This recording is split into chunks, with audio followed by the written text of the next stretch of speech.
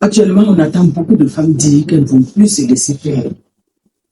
De la même manière que les hommes les font souffrir à la maison, mais aussi, elles vont emboîter leur pas. Elles vont adopter le même comportement que les hommes. Parce qu'elles ne peuvent plus supporter cette souffrance-là à la maison. Mais ce que j'aimerais dire à la femme, vous savez, de tout temps, on a dit que la bénédiction d'une famille, c'est-à-dire la bénédiction des enfants, repose sur les épaules de la femme. Et je vous assure que ce n'est pas un mensonge, c'est une vérité. Parce que si vous voulez essayer effectivement de faire le constat, de faire l'analyse, généralement quand vous voyez une femme qui a un bon comportement, une femme qui a des valeurs, une femme qui est correcte, dans la plupart du temps, ses enfants sont bénis. Il n'y a pas de règle sans exception, c'est vrai. Mais j'ai dit dans la plupart du temps, dans la plupart des cas, elle a des enfants bénis.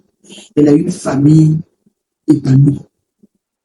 Ce n'est pas pour dire à la femme d'accepter toutes les souffrances, mais c'est pour lui dire simplement qu'elle est l'actrice du bonheur de sa famille. Elle est l'actrice du bonheur de ses enfants.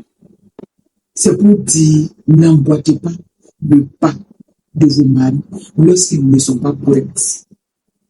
Parce qu'effectivement, parfois, on est révolté par certains comportements, par certaines attitudes. Et on a envie de faire la même chose par esprit de vengeance. Mais je vais vous dire que ça ne sert aucunement. Je reviens encore pour dire, le bonheur d'une famille repose sur les épaules de la femme. Parce que quand une femme est correcte, et qu'elle assume correctement son rôle, et qu'elle préserve ses valeurs, elle a des enfants qui sont bénis.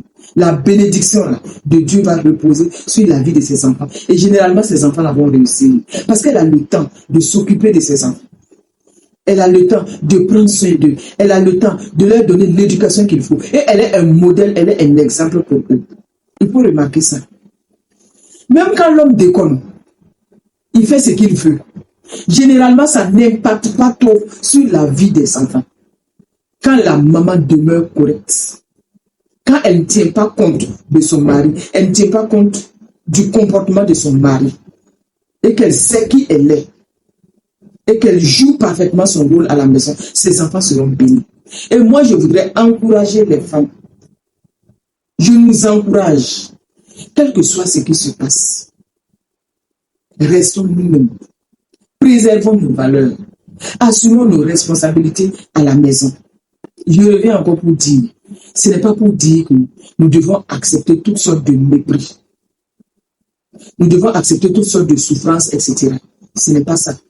On peut toujours dialoguer avec l'homme à la maison, mais dans le respect, avec un esprit de collaboration. On peut toujours dialoguer, l'amener à comprendre un certain nombre de choses. S'il refuse de comprendre, laissez-le là où il est, organisez votre vie.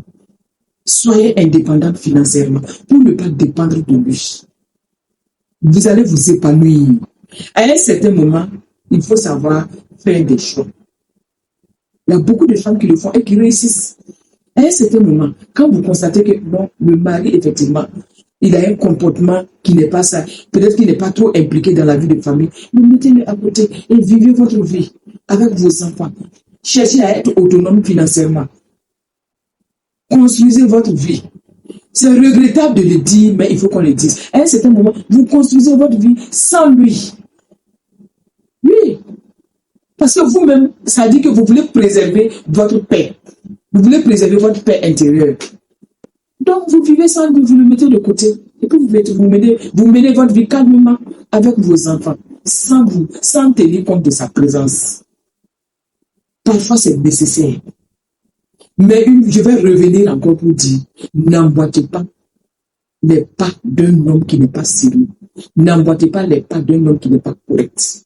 Laissez-le faire ce qu'il a à faire. Vous savez qui vous êtes. Vous savez ce que vous devez faire. Vous veillez au bonheur de votre famille.